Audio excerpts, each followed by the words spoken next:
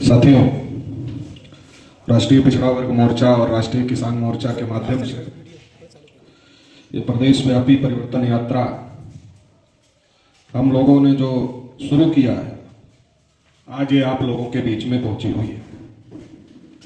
इस परिवर्तन यात्रा में कई मुद्दों को लेकर हम लोग चर्चा कर रहे हैं और उसमें जो सबसे बड़ा मुद्दा है वो मुद्दा ये है कि देश की आजादी के लगभग 78 साल हो रहे हैं और 78 साल की आजादी में देश में जानवरों की गिनती हो रही है, मगर जिसको पिछड़ा वर्ग कहा जाता है, ओबीसी कहा जाता है, उसकी गिनती नहीं हो रही। जानवरों की हो रही है मगर ओबीसी की नहीं हो रही है।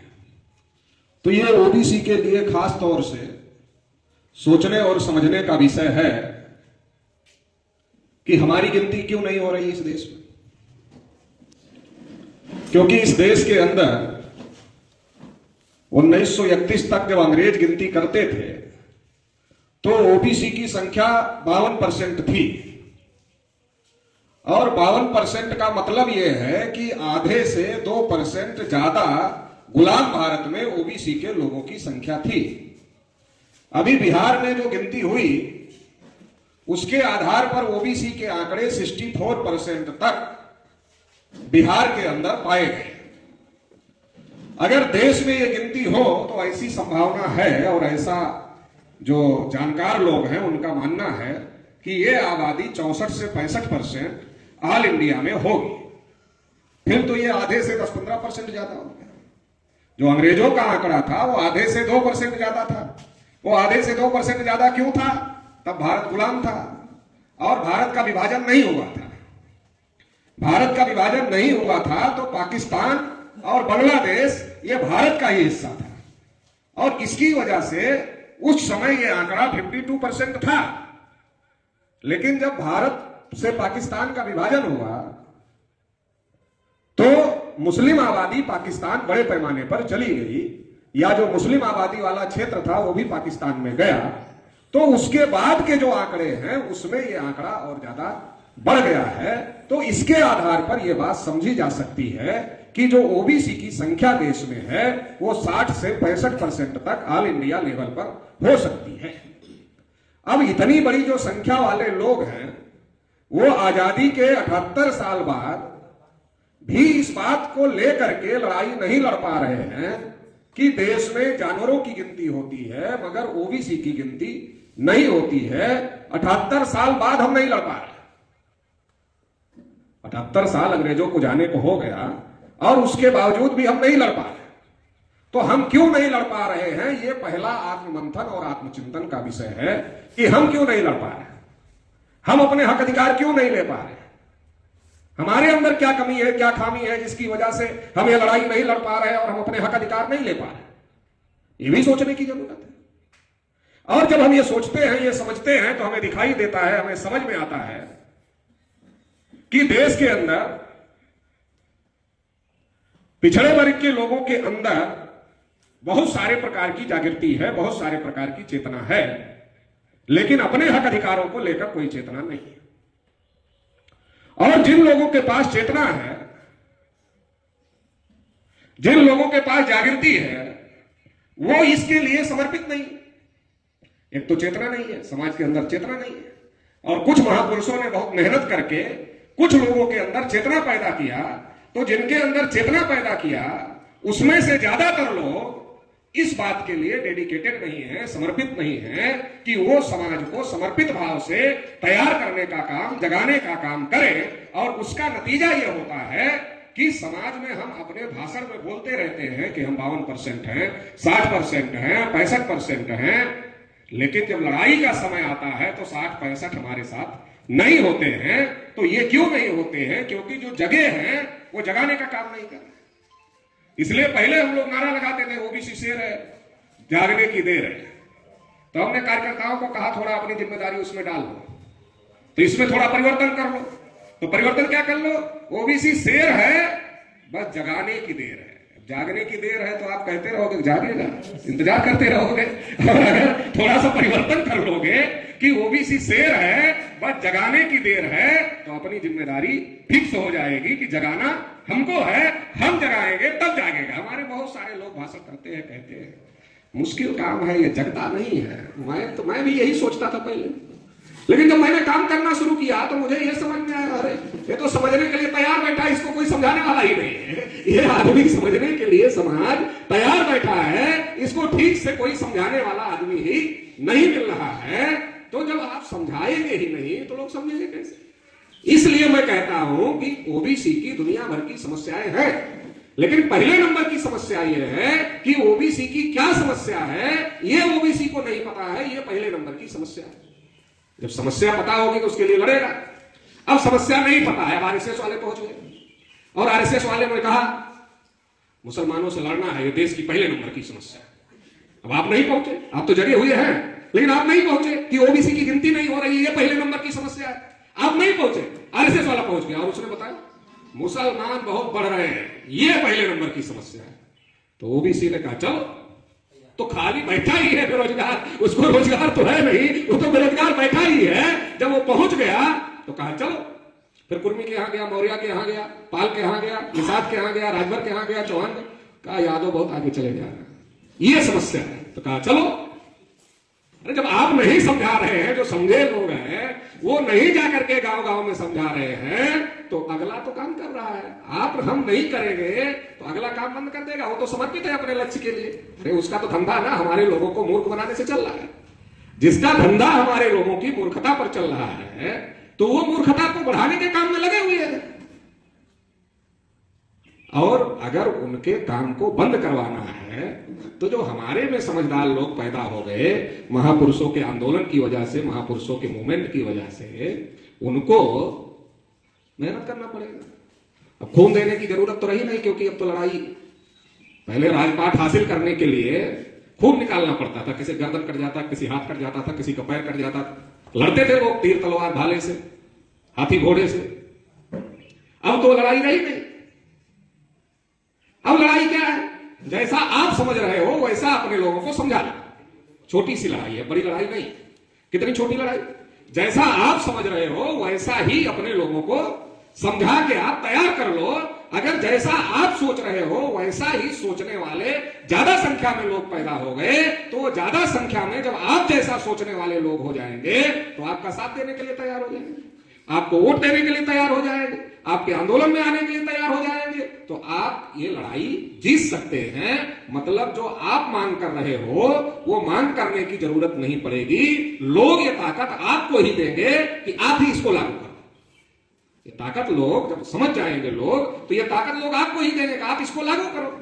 ओबीसी की इतनी बड़ी आबादी है, एक शेड्यूल कास्ट की आबादी है, शेड्यूल ट्राइब की आबादी है, तो लोकतंत्र में डिमांड करने वाली आबादी है। इतनी बड़ी संख्या वाले लोग डिमांड कर रहे हैं, डिमांड वाला मामला है। अरे लोकतंत्र में कमांड वाला मामला है। जिसके 10 MP होते ना वो भी कहता गिरा देंगे, सरकार गिरा देंगे। अरे ये 52, 60, 65% ये डिमांड कर रहे हैं। जो कमांड करने की हैसियत रखते हैं वो डिमांड कर रहे हैं, और डिमांड करने पर भी डिमांड पूरी नहीं हो रही है। डिमांड करने पर भी डिमांड क्यों नहीं पूरी हो रही? क्योंकि जिनको पूरी करना है उनको पता है, उनके पास एजेंसियां है ना। मान लो ये कार्यक्रम आप कर रहे हैं, तो यहां कोई LIV का आदमी आया होगा, बैठा होगा, नहीं बैठा होगा तो जानकारी ले लेगा हमारे कार्यकर्ताओं से कितने लोग थे, तो जिनको किया ना, तो जिसको डिमांड जिससे कर रहे हो उसकी निगाह है कि आपके कार्यक्रम में कितने लोग हैं। आप डिमांड कर रहे हो तो जिसको डिमांड पूरी करना है, जिसकी गवर्नमेंट है, उसकी निगाह है डिमांड करने वाले कितने लोग हैं। ज्यादा तो नहीं है, ज्यादा है तो थोड़ा विचार करने का मामला है, ज्यादा नहीं है तो कोई विचार करने का मामला नहीं है, करने दो। मतलब अभी समाज इनका तैयार नहीं हुआ है उस लेवल पर कि उनको भी खबर जाती है, उनको LIV और IB जो है वो रिपोर्ट करता है, और वो देश के होम मिनिस्ट्री तक खबर जाती है। डेली की रिपोर्टिंग होती है कि अध्यक्ष जी निकल गए क्या, कि रुके हुए हैं। अभी आप लोगों से भी पूछेंगे, अभी कार्यक्रम खत्म होते ही पूछेंगे निकल गए कि रुके हुए, कितने लोग थे, कहा रुका ये भी एक फोटो भेज देना तो कार्यक्रम का, मतलब आप झूठ बोल रहे हो तो वेरीफाई भी करना चाहते हैं कि एक्चुअल में कितने लोग थे, फोटो भेज दीजिए। तो हमारा ये कहने का मतलब ये है कि जैसे जब मंडल कमीशन लागू हुआ तो ब्राह्मणों ने बड़ा विरोध किया। ब्राह्मण क्यों विरोध करते जब ओबीसी का अधिकार मिलता है? जैसे जब यूजीसी लागू हुआ तो ब्राह्मण जो हिंदू थे वो हिंदू से कब ब्राह्मण हो गए किसी को पता ही नहीं चला। ओबीसी के आदमी को यह समझ में ही नहीं आता ब्राह्मण कब हिंदू हो जाता है और कब ब्राह्मण हो जाता है। जो ब्राह्मण हिंदू थे वो अचानक यूजीसी में ओबीसी को शामिल करने से वो ब्राह्मण बन गए और विरोध करने लगे, तब वो हिंदू नहीं रहे, अचानक ब्राह्मण बन गए। ऐसे जब मंडल कमीशन लागू हुआ तो ब्राह्मण बन गए और विरोध करने लगे मंडल कमीशन का, और ओबीसी के लोगों को राम मंदिर में लगा दिया। तो ब्रह्म प्रकाश चौधरी जो दिल्ली में मोर्चा निकाले थे तो नारा लगा रहे थे, हम पिछड़ों का नारा है 90 भाग हमारा है। तो पत्रकार ने चौधरी ब्रह्म प्रकाश को पूछा कि नारा बहुत अच्छा आप लगा रहे हैं, तो कहा कौन सा नारा? कहा वही हम पिछड़ों का नारा है और 90 भाग हमारा है। ये नारा जो है तो बहुत अच्छा नारा है, लेकिन ये आपके जुलूस में 90 आदमी होते तो ये नारा अच्छा लगता थोड़ा, ये जुलूस में 90 भी नहीं है तो अच्छा कैसे लगेगा? तो चौधरी ब्रह्म प्रकाश ने कहा अरे वो तो वहां गए हैं, मंदिर बनाने गए हैं, वो यहां कहां है मंडल की लड़ाई लड़ने के लिए। तो संख्या हमारी है लेकिन जो विचार है लोगों का वो हमारा नहीं है।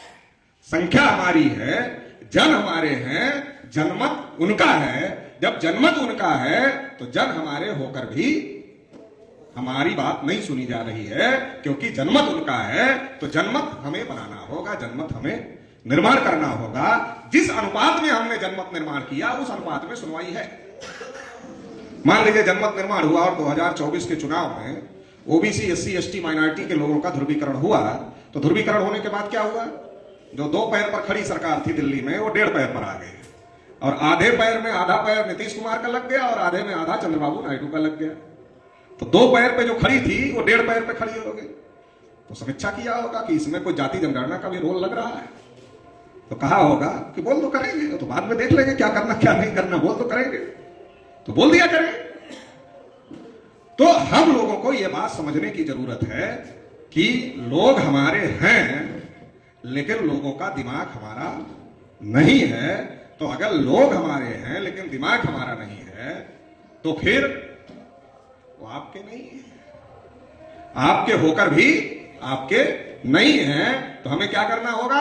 हमें यह करना होगा कि हमें लोगों को दिमाग से अपना बनाना होगा, तब हमारी समस्या का समाधान होगा। तो यह बात कार्यकर्ताओं को ध्यान रखना चाहिए, और जितना जल्दी हो जाए, आप जितना जल्दी ये कर लेंगे उतना जल्दी हो जाएगा। किसी को कुछ करने की जरूरत नहीं है, ये जितना तेजी से आप कर लेंगे उतना तेजी से परिस्थितियों में परिवर्तन आएगा। जैसे मान लीजिए अभी जिस अनुपात में हम लोगों को जागृत कर रहे हैं, जो लोग कभी आरक्षण का विरोध करते थे, जो लोग जाति जनगणना को पाप बताते थे, जो लोग काशीराम साहब का विरोध करते थे, जो लोग साहू महाराज का विरोध करते थे, वो लोग सब गले में माला डाल ली। डाले ना? क्यों डाल ली भाई? उनको लगा कि कुछ समाज में कुछ इनका बोलबाला इन महापुरुषों का हो गया है, अब थोड़ा पॉलिटिकल फायदा मिल सकता है, तो उन लोगों ने क्या किया? ये कर लिया। तो कहने का मतलब यह है कि जिस अनुपात में हम समाज को जागृत करेंगे उस अनुपात में हमारी समस्याओं का समाधान होगा। तो इसके लिए हम लोगों को कोशिश करना चाहिए। केवल संख्या मात्र होने से लोकतंत्र में समस्या का समाधान नहीं हो सकता है। संख्या है, ये पॉजिटिव बात है, लेकिन वो संख्या तब पॉजिटिव होगी जब वो आपके समर्थन में खड़ी हो। नहीं तो वो लोग क्या कर रहे हैं? अच्छा, इस बिरादरी की संख्या ज्यादा इस सीट पे, इसको टिकट दे दो। इस सीट पे इस बिरादरी की संख्या ज्यादा, इसको टिकट दे दो। तो जो आदमी अभी जाति जनगणना के लिए आया है कार्यक्रम सुनने के लिए, कल 27 का चुनाव आया और उसकी बिरादरी के आदमी को बीजेपी वालों ने टिकट दे दिया, तो टिकट लेकर के उसका बिरादरी का आदमी आ गया और फिर प्रचार करना शुरू किया। तो ये जो जनगणना के समर्थन में आया है और सरकार जनगणना नहीं कर रही है उसके विरोध में आया है, वही आदमी बीजेपी का झंडा लगाकर घूमना शुरू कर देगा। ऐसे आदमी मिलते हैं, तो मिलते हैं तो मैं पूछ भी लेता हूं कभी कभी। तो मैंने पूछा कि भाई अभी कल तक तो विरोध में थे, सरकार को बहुत गाली दे रहे थे कि बहुत गलत काम सरकार कर रही, अभी झंडा लगाकर घूम रहे हो, इलेक्शन आ गया तो।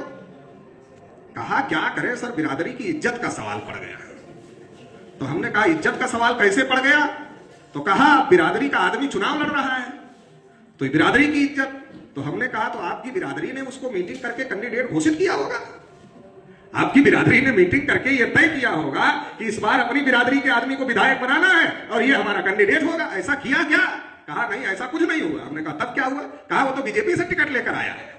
तो हमने कहा बीजेपी किसकी है? आपकी बिरादरी की है। कहा नहीं, बीजेपी हाई कमान ने भेजा है टिकट दे करके। तो हमने कहा बीजेपी हाई कमान भेजा है तो वहां तो आपकी बिरादरी है नहीं बीजेपी हाई कमान में। मतलब ब्राह्मणों ने आपकी बिरादरी से एक आदमी को सेलेक्ट किया और उसको आपके बीच में भेज दिया और आपने मान लिया कि आपके बिरादरी की इज्जत दांव पर लग गई, ऐसा आपने मान लिया। अरे आपकी बिरादरी ने कम से कम खोजा होता तो अच्छे आदमी को खोजता। वो जानता कि हमारी बिरादरी में अच्छा आदमी कौन है, अगर ये जीत कर जाएगा तो कुछ काम करेगा। आपकी बिरादरी ने नहीं खोजा, बीजेपी हाईकमान ने खोजा, मतलब दूसरे लोगों ने खोजा। आपकी बिरादरी में आपका नेता कौन होगा ये आप नहीं तय कर रहे। आपकी बिरादरी में आपका नेता कौन होगा ये बीजेपी हाईकमान तय कर रहा है और झंडा लेकर के आप घूम रहे। और फिर वो जीत कर जाता है, फिर बोलता है वहां 131 member of parliament schedule caste के जाते हैं, शेड्यूल ट्राइब के जाते हैं और 140 से ज्यादा अभी ओबीसी के, तो वहां बोलने को पाते हैं। अभी जनगणना नहीं हो रही है तो भाजपा का तो छोड़ो, विपक्ष वाले बोल रहे हैं। तो भाजपा छोड़ दो, विपक्ष वाले बोल रहे हैं। विपक्ष वाले भी नहीं बोल रहे, ना सत्ता पक्ष वाले बोल रहे हैं, ना विपक्ष वाले बोल रहे हैं। बिरादरी के नाम पर हम जिताकर तो भेज रहे हैं, लेकिन जो जीत कर जा रहा है जब तक वोट लेना है तब तक बिरादरी है। जैसे जीत कर जाएगा बीजेपी का हो जाएगा, बिरादरी नहीं रहेगा। जब वोट लेना है तो कहेगा बिरादरी की इज्जत का सवाल है, जब जीत जाएगा तब आप जाओगे कि हम बिरादरी है। गिनती नहीं हो रही, थोड़ा बोलो तो कहेगा क्या बताएं, आप तो समझते ही हैं कौन लोग हैं पार्टी में, कैसे कैसे हम इसमें रह रहे हैं, टिकट लिए हैं, हम ही समझते हैं। आपको भी दया आ जाएगी, इतना रोना रोएगा कि आपको भी दया आ जाएगी। बेचारा किसी तरीके से जमा तो है वहां पर, कम से कम जैसे गधे की पूंछ पकड़ लिया कोई आदमी, अब गधा भाग रहा है, लात पे लात मार रहा है, वो छोड़ ही नहीं रहा। लोगों का भाई मुंह टूट जा रहा है, छोड़ तो दे। तो कहा क्या छोड़ दे, देख नहीं रहा पकड़ कितनी मजबूत है। तो ऐसे हमारे लोग भी पकड़ मजबूत बनाए हैं, मुंह भले टूट जाए तो वो उल्टा समझाते हैं। कितनी विपरीत परिस्थिति में हम वहां जमे हुए हैं, आप समझ रहे हैं कितनी विपरीत परिस्थिति है। सब वही तो लोग हैं, फिर भी हम वहां अपना स्थान बनाए हुए हैं। जहां स्थान बनाए हुए हैं तो समाज को क्या फायदा? नहीं, समाज को तो कुछ फायदा नहीं हो रहा, लेकिन कम से कम नाम तो है, बिरादरी का एक विधायक है, एक सांसद है, नाम तो है। तो अपने लोग भी भागे भूत की लंगोटी, सही काम का नहीं मिल रहा है तो नाम का ही सही, उसका ही माला जपते रहते हैं कि ना काम का नहीं। अगर चाहे तो काम वाले को भेज सकते हैं, लेकिन नाम वाले को भेजते हैं क्यों? कॉन्फिडेंस नहीं है, संगठन नहीं। अगर संगठन हो जाए तो कॉन्फिडेंस कैसे आता है? कॉन्फिडेंस संगठन से आता है। अगर ओबीसी एससी एसटी के लोगों का मजबूत संगठन बन जाए हर बूथ पर और कॉन्फिडेंस हो जाए कि अरे हम अपने आदमी को, लड़ाकू आदमी को जिता सकते हैं, भले कोई पार्टी का सपोर्ट ना हो, निर्दल जिता सकते हैं, ये कॉन्फिडेंस हो सकता है अगर मजबूत संगठन बन जाए तो बीजेपी वाले को क्यों जिताएगा, कांग्रेस वाले को क्यों जिताएगा, अपने को नहीं जिता लेगा। नहीं तो क्या कहता है? अभी जैसे जाओ गांव में तो लोग क्या कहते हैं, भैया गरीबों की कोई सुनता है नहीं सुनता। अच्छा ठीक है, फिर इससे कोई गरीब प्रेरित हो गया, ये सुनते सुनते प्रेरित हो गया तो चंदा वंदा मांगा 4-6 आदमी से और नॉमिनेशन करवा दिया कि भाई गरीबों की कोई नहीं सुन रहा है, एक गरीब हम भी हैं तो चलो इलेक्शन लड़ जाते हैं। बाबा साहब ने लोकतंत्र में गरीबों को भी लड़ने का अधिकार दिया है, चलो लड़ जाते हैं अधिकार का उपयोग करने के लिए। और लड़ गया, फिर गया मोटरसाइकिल लेकर, साइकिल लेकर या किसी तरीके से गाड़ी वाड़ी एक आध व्यवस्था किया, बैनर वैनर लगाया, बोलेरो वोलेरो लिया और लेकर गया। तो कहा तुम भी लड़ गए, क्यों लड़ गए? जो कल तक कह रहा था गरीबों की कोई नहीं सुन रहा है, वही उस गरीब प्रत्याशी को क्या कहता? तुम भी लड़ गए, क्यों लड़ गए? तुम वोटें काटोगे, बिरादरी को हरवा दोगे। जो बिरादरी उसको पहचानता भी नहीं उसके लिए वो लड़ रहा है, वोट ही काटोगे, हरवा दोगे, तो ये कॉन्फिडेंस लो है ना। अरे वोट से जीतेगा कि गाड़ी पैसे से जीतेगा? जीतेगा वोट से। अगर सब लोग वोट ही दे तो क्यों नहीं जीतेगा? वोट दे तो जीतेगा, पहले ही मान लेते हैं ये तो बड़ी पार्टी से नहीं है, कैसे जीतेगा? नहीं जीतेगा, नहीं जीतेगा तो जीतने वाले को वोट नहीं दोगे तो वोट क्या हो जाएगा? खराब हो जाएगा। अब बताओ, ये भी नया ज्ञान पढ़ा दिया लोगों ने। अरे भाई वोट कहीं खराब होता है? वो कोई मिठाई है जो कुछ दिन नहीं खाओगे तो खराब हो जाएगा? अरे वोट है वो जितना आप डालोगे जिसके निशान पर उतना उसको मिलेगा, और जितना जिसको मिलेगा उतना उसकी ताकत समझी जाएगी, कितना उसकी ताकत है। तो ये वोट कोई खराब होने वाली चीज थोड़ी है। मान लो किसी विधानसभा में किसी आदमी को 10,000 वोट मिल गया, 20,000 वोट मिल गया, 25,000 वोट मिल गया, अब मिल गया, तो क्या वो खराब हो गया? वो चुनाव नहीं जीता, जीतेगा तो एक ही ना, तो क्या खराब हो गया? खराब नहीं हो गया। जब आपकी जरूरत पड़ेगी और आप उसको कहोगे कि थोड़ा थाने में टेलीफोन करो तो हमारा मामला फंसा, तो थाने वाला उसको गंभीरता से लेगा, बोलेगा अरे 25,000 वोट पाया था, आपकी जीत सकता है, तो उसको गंभीरता से लेगा। तो वोट खराब नहीं होता, लेकिन ऐसी बहुत सारी गलत फहमियां हम लोगों के दिमाग में भरी गई हैं और इसका नतीजा यह है कि लोकतंत्र पर शासक वर्ग के लोगों ने, बड़े लोगों ने कब्जा कर लिया है। अभी कोई ईमानदार आदमी चुनाव लड़ने की स्थिति में नहीं, और समस्याओं का समाधान इसलिए नहीं हो रहा। चुनाव कौन लड़ रहा है? जो करोड़ों रुपया खर्च कर सकता है। करोड़ों रुपया कौन खर्च कर सकता है?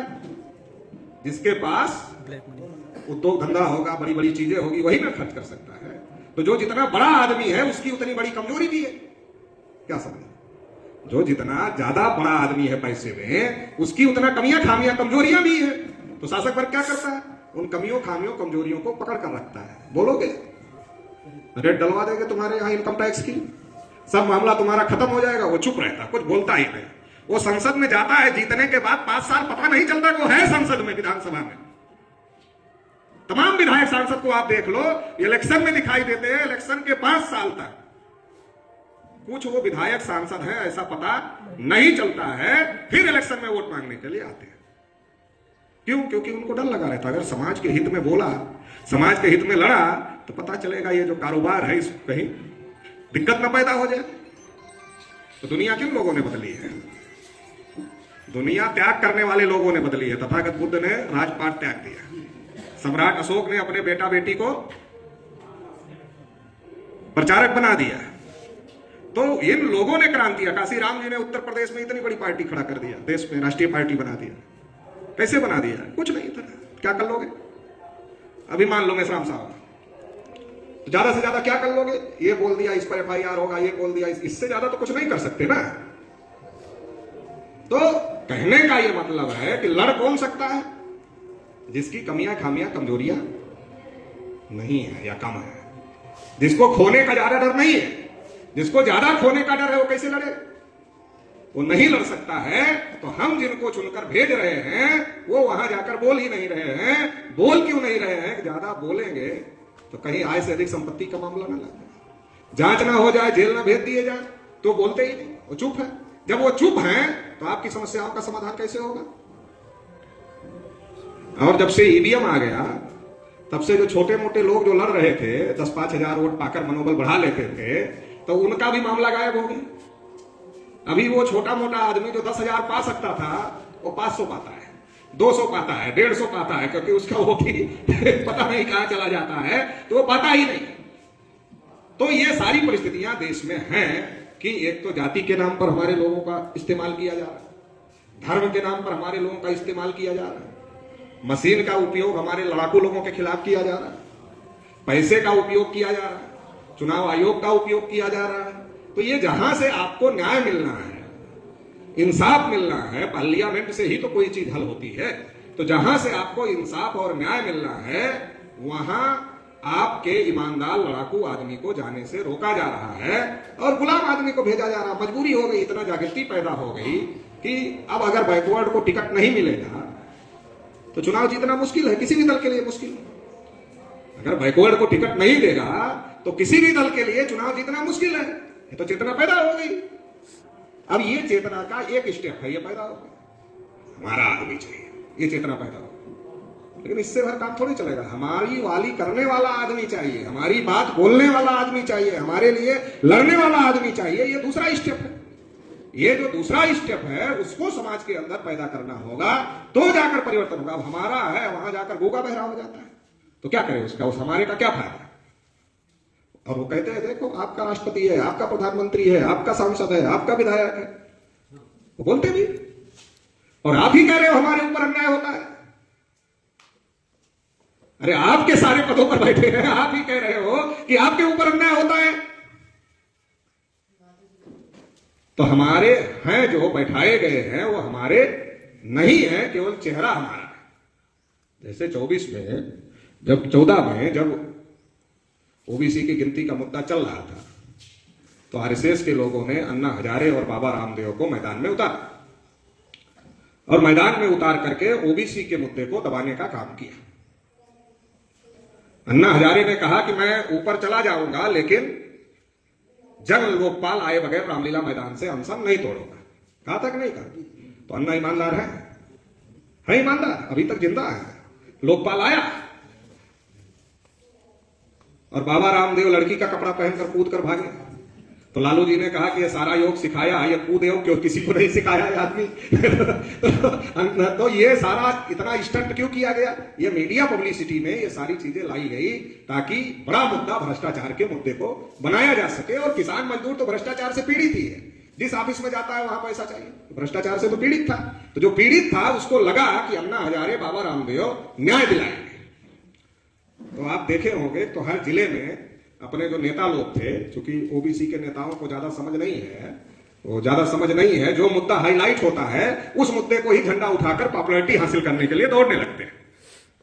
तो तिरंगा झंडा लेते थे और मोटरसाइकिल में दोनों तरफ लगाते थे बड़ा बड़ा, और फिर जुलूस निकालकर नारा लगाते थे, मैं भी अन्ना तू भी अन्ना।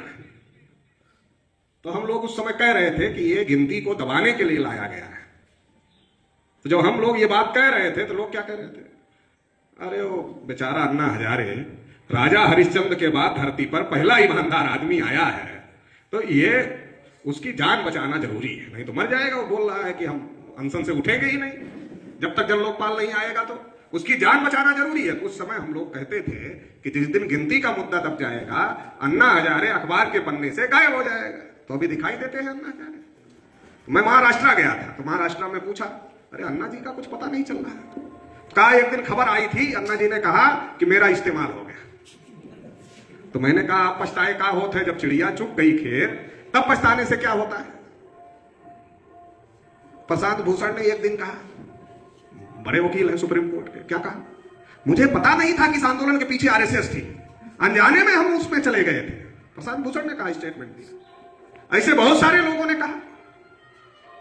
तो ये सारा मूवमेंट आरएसएस ने पीछे से कांग्रेस के साथ मिली भगत करके खड़ा किया था, और खड़ा करने के पीछे दो मकसद था।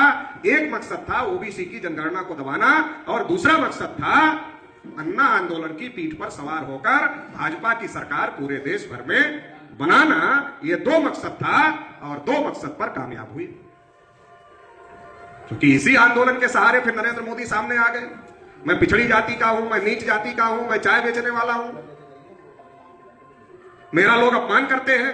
अपने लोगों ने सोचा यार ये पिछड़ी है, नीच है, इसका अपमान करते हैं लोग, अपने जैसा आदमी है, सम दुखिया आदमी है। जैसे हम लोग दुखी है वैसे ये भी दुखी आदमी है, गरीब है, ये चाय बेचता था बेचारा। तो अन्ना जी कह, बाबा रामदेव क्या कह रहे थे, तो काला धन विदेशों में है। तो मोदी जी ने क्या कहा, लाएंगे, और केवल लाएंगे नहीं, 15-15 लाख सबके खाते में डालेंगे भी। आदमी ने कहा ये असली दुख समझता, अभी तक कोई ऐसी बात करने वाला आदमी धरती पर पैदा ही नहीं हुआ। पहला आदमी है जो ईमानदारी की बात कर रहा है और हम लोगों का दुख समझ रहा है। कोई साधारण पुरुष नहीं है, अवतार पुरुष लग रहा है। हम लोगों ने अवतार पुरुष, लोग हमको खुद ही कहते थे, क्योंकि हम तो गांव देहातों में घूमने वाले लोग हैं, तो तमाम प्रकार के लोग मिलते रहते, तो कहते थे मोदी भैया साधारण आदमी नहीं है, अवतार है। तो मोदी जी ने फिर क्या कहा, हर साल 2 करोड़ युवाओं को रोजगार देंगे। फिर क्या कहा, हवाई चप्पल वाले हवाई जहाज में घूमेंगे, किसानों की इनकम 2 गुनी करेंगे। अब इतना सब सुनने के बाद, जब कांग्रेस के भ्रष्टाचार से लोग परेशान थे, तो इतना सब सुनने के बाद लोग कैसे वोट नहीं देते? इतना सारा सुनने के बाद एक दिन एक आदमी हमको मिल गए, कहने लगे 14 में तो हमसे भी गलती हो गई थी, समझ में नहीं आया था, लेकिन उसके बाद समझ में आ गया तो सतर्क हो गए। मतलब समझदार आदमी भी झांसे में आ गए थे उस समय। और हवाई चप्पल वाले बेचारे तो सोचे, मतलब जब हवाई चप्पल वाला हवाई जहाज में घूमेगा तो इसका मतलब देश का हर आदमी हवाई जहाज में चलने लायक हो जाएगा। अब हमारे समाज में 98-99% लोग हवाई जहाज को हाथ नहीं लगाए होंगे ऐसे। जब उनके घर के ऊपर से जाती है तो तब तक उसको देखते हैं जब तक इतनी छोटी नहीं हो जाती है, मतलब दूर इतनी चली जाती कितनी छोटी दिखने लगती है, तब तक देखते हैं। जहां जहां एयरपोर्ट है, अगर वहां आप देखो तो वहां क्या दिखाई देता है, एयरपोर्ट के किनारे जो सड़क है वहां भीड़ लगी रहती है। भीड़ क्यों लगी रहती है? हवाई जहाज कैसे उड़ती है ये देखना है, इसके लिए भीड़ लगी रहती है, क्योंकि आदमी देखा नहीं। जब उसको कहा कि हवाई चप्पल वाले हवाई जहाज में घूमेंगे, वो तो ऐसे ही उड़ गया, बिना उड़े बैठे हवा में वो उड़ गया, आदमी हमारा उड़ गया। अब मैं गांव में जाता हूं, चप्पल देखता हूं, चप्पल कहां? तो चप्पल देखता हूं तो चप्पल में कम ही चप्पल ऐसे दिखते जिसमें टाका ना लगा। गांव में अगर आप भी जाओ और ध्यान से देखो तो कम ही लोगों के चप्पल ऐसे हैं, हवाई चप्पल की बात कर रहा हूं, कि जिसमें टाका ना लगा हो, नहीं तो टाका चप्पल में मिलता है, और किसी किसी चप्पल में तो कई कई टाके लगे होते हैं, मतलब टाके पर टाका लगा होता है। लोग हवाई चप्पल पहनने लायक भी 3 बार की सरकार में नहीं रह गए। और अपने ओबीसी के लोगों ने क्या सोचा? अरे भारत मुक्ति मोर्चा वाले जनगणना की बात कर रहे हैं, जब प्रधानमंत्री ही अपना बनने जा रहा है, जब एक ओबीसी प्रधानमंत्री बन जाएगा तो जनगणना कितना बड़ा काम? इतना बड़ा छोटा सा काम है। ज्यादा बड़ा काम? अरे प्रधानमंत्री के लिए जनगणना कितना बड़ा काम है? छोटा सा काम है। तो ओबीसी के लोगों ने क्या सोचा? बात तो भारत मुक्ति मोर्चा वाले सही कह रहे थे, लेकिन जब अपना ही प्रधानमंत्री बन जा रहा है तो अपना प्रधानमंत्री कर लेगा, फिर तो आंदोलन करने की जरूरत ही क्या है, फिर तो मामला ही खत्म हो गया। तो इस प्रकार से नरेंद्र मोदी 2014 में प्रधानमंत्री बने। 2011 के बाद 2021 में जनगणना होनी थी, 21 निकल गया, 22 निकल गया, 23 निकल गया, 24 निकल गया, 25 निकल गया, 26 चल गया। आपको याद होगा जब पहलगाम का हमला हुआ था तो भारत और पाकिस्तान में लड़ाई शुरू हो गई थी, और टीवी वाले रोज दिखाते थे कि सेना रावलपिंडी तक कब्जा कर रही है, और अचानक खबर आई कि सीज फायर हो गया, युद्ध विराम हो गया। और खबर कहां से आई? टीवी से। मोदी के दोस्त जो ट्रंप चाचा हैं, तो जिगरी दोस्त है मोदी जी के, कभी कभी अपमान करते रहते बीच बीच में उनका, दोस्ती में तो इतना चलता ही रहता है। तो उन्होंने जो है वहां से खबर दिया कि हमने दबाव डाल दिया मोदी के ऊपर, सरकार के ऊपर, भारत सरकार के ऊपर, और दबाव डालकर हमने जो पाकिस्तान से भारत लड़ रहा था उसको बंद करवा दिया। भारत के जो विपक्ष के लोग थे वो चढ़ाई कर दिए, बोले कम से कम जब सेना लड़ ही रही थी और पाकिस्तान ने मौका दे दिया था हमला करके लड़ने के लिए, तो कम से कम जो कश्मीर का हिस्सा पाकिस्तान ने कब्जा किया है, कम से कम उतना तो ले लेते, तब युद्ध विराम करते। ये एकाएक कैसे कर दिए? अच्छा चलो कर दिए तो कर दिए, लेकिन ट्रंप कह रहा है उसने दबाव बनाकर करवा दिया और तुम लोग कुछ बोल ही नहीं रहे। पहले तुम बताते कि युद्ध विराम हो गया, बाद में दुनिया के लोग अपनी बात कहते, लेकिन तुम लोग बताए नहीं, और वो अमेरिका से बोल रहा है कि हमने बंद करवा दिया। तो सरकार बड़े संकट में फंसी हुई थी, तो सरकार को लगा कुछ बड़ा करना चाहिए। तो मोहन भागवत दिल्ली गए नरेंद्र मोदी को मिलने के लिए। पहले नरेंद्र मोदी मोहन भागवत के पास जाते थे, तो हम लोगों ने मुद्दा उठाया कि देश का प्रधानमंत्री भागवत के पास जाता है। तो जब ये मुद्दा संगठन में उठाया गया तो अब भागवत चले जाते हैं मोदी के पास में। तो भागवत मोदी के पास मिलने के लिए गए, और उसके बाद कैबिनेट ने प्रस्ताव पास किया, टीवी पर खबर आने लगी कि सरकार अब जाति आधारित जनगणना करेगी। कैबिनेट ने प्रस्ताव पास कर दिया। फिर नोटिफिकेशन राष्ट्रपति ने जारी किया जनगणना का, उसमें कहीं जिक्र नहीं था जाति का। हम लोगों ने कहा कि ओबीसी की जाति आधारित जनगणना का तो इसमें जिक्र नहीं है, तो कैसे करेगी सरकार? तो क्या कहा? आप लोग तो विरोधी हैं। लोग क्या कहते हैं? अपने लोग ज्यादा आस्थावान है लोग हैं, तो कहा आप लोग तो सरकार के खिलाफ ही बोलते रहते हैं। अब इतना कैबिनेट ने पास कर दिया, फिर भी आप लोग कह रहे नहीं होगा। तो लोग मानने के लिए तैयार नहीं थे। अभी जब हाउस लिस्टिंग की पहली प्रक्रिया शुरू होने जा रही है और उसका नोटिफिकेशन आया, तो उसके नोटिफिकेशन में एससी, आप एससी हैं कि आप एसटी हैं कि आप अन्य हैं, यह पूछा गया। तो ओबीसी कहां है? अन्य में कौन कौन है? ब्राह्मण भी है, क्षत्रिय भी है, वैश्य, ब्राह्मण भी है, क्षत्रिय भी है, वैश्य भी है, और जो शूद्र है ओबीसी वो भी है। ये चारों, अब चारों है। अब मान लो मोदी जी थोड़ी देर के लिए ओबीसी का विकास करना चाहते हैं, ऐसे अभी तक कुछ किया नहीं है। अभी जो बजट दिया तो 0 बजट दिया ओबीसी के विकास के लिए, किया नहीं, लेकिन मान लो करना चाहते, ईमानदार हो गए, उनकी अंदर से क्या है, उनका जाग गया जमीन, और वो करना चाहते हैं। अब करना चाहते हैं तो करने के लिए डेटा होना चाहिए। कितने ओबीसी पक्के मकान में रहते हैं, कितने ओबीसी कच्चे मकान में रहते हैं, कितने ओबीसी के पास मकान नहीं है, कितने के पास सरकारी नौकरी, कितने के पास प्राइवेट नौकरी, कितने के पास नौकरी नहीं, कितने के पास इतना जमीन है कि वो उनका जीवन यापन चल सकता है, कितने के पास जमीन ही नहीं। ऐसे बहुत सारे आंकड़े जो जनगणना में कलेक्ट किए जा रहे हैं, वो सारे आंकड़े अगर सरकार के पास रहेंगे तो सरकार ओबीसी के विकास की योजना बना सकती है। लेकिन मान लो मोदी विकास करना चाहते हैं, लेकिन अब विकास के लिए कहा अधिकारियों को ओबीसी का डेटा लाओ, ओबीसी का विकास करना है, जिनके पास घर नहीं उनको घर देना है, यही करना। तो अधिकारी बोलेगा सर वो तो अन्य में है, ओबीसी ओबीसी में नहीं है, ओबीसी ओबीसी में नहीं है, ओबीसी तो अन्य में है। अब इसमें ओबीसी कैसे निकाले? इसमें तो लिखा ही नहीं गया है ओबीसी। मतलब क्या है, अगर विकास करना भी चाहे तो भी विकास नहीं हो सकता है बिना डेटा के। तो ये ओबीसी के साथ धोखेबाजी हो। जब बीजेपी वालों से पूछा गया, अरे ये कर रहे हो, कहा गिनती करेंगे, जाति गिनेंगे, बाद में गिनेंगे। ऐसे कांग्रेस वालों ने भी कहा था 2011 में, ऐसे कांग्रेस वालों ने भी कहा था, और बाद में सोशियो इकोनॉमिक सर्वे किया और उसकी रिपोर्ट आज तक पब्लिश रही। तो बीजेपी वाले क्या, अभी नहीं गिनेंगे, बाद में गिनेंगे। बाद में गिनेंगे मतलब यह है, जब ये डेटा ही नहीं आएगा कि ओबीसी की क्या स्थिति है, तो फायदा कैसे होगा, ओबीसी का विकास कैसे होगा। मतलब ओबीसी के साथ धोखाधड़ी सरकार कर रही है। पहले कांग्रेस के लोगों ने किया, अब बीजेपी के लोग कर रहे हैं। इसलिए काशीराम जी कहते थे, एक सांपनाथ है और एक नागनाथ है। सांपनाथ डसे तो भी आदमी का मामला खत्म हो जाता है, और नागनाथ डसे तो भी आदमी का मामला खत्म हो जाता है। पहले सांपनाथ डसता रहा इतना दिन से।